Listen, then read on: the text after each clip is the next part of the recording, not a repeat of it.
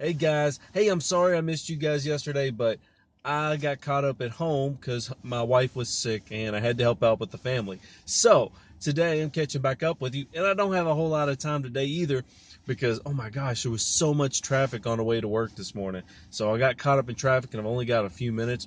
But thank goodness I leave a little bit early. I leave about an hour early every morning in case something like this happens. So I'm not late for work. So that's the good news.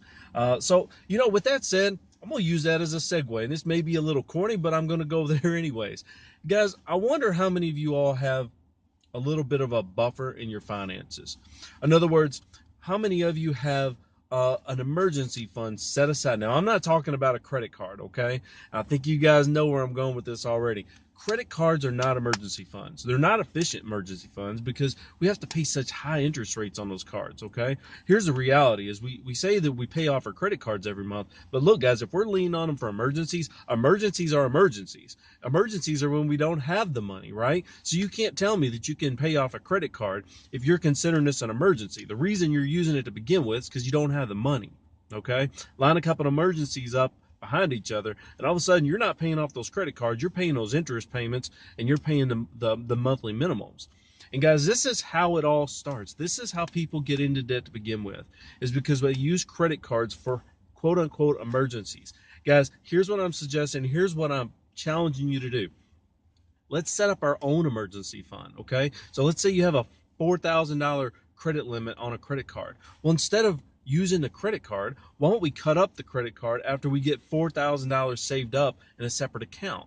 And then we can borrow from ourselves and pay ourselves back as we need. The $4,000 needs to always stay consistent is what I'm getting at here. Just like you would pay off a credit card, at least as you say you would pay off a credit card.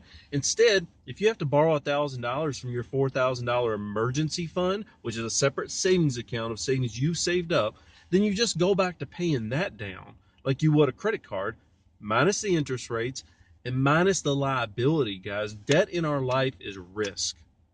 This is something that in the new generation, we don't calculate risk properly.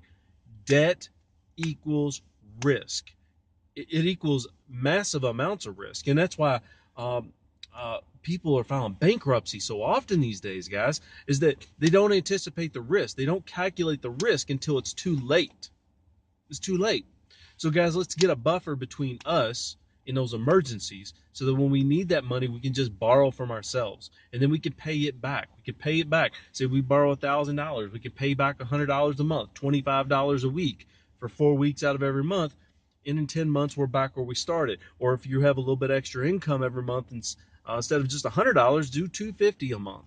Okay. The point is we borrow from ourselves, pay it back while we continue to attack the things that are important to us in life, our priorities, with the rest of our money. The same way we use a credit card, except we use our own money. It's so much cheaper and there's so much less risk. Okay? We need a buffer between us and emergencies. The emergency fund is what provides that for us. So, okay, that's all I got for today, guys. Running out of time, so I'm going to go ahead and get into work. I hope you all have a fantastic day. Take care, guys. Bye.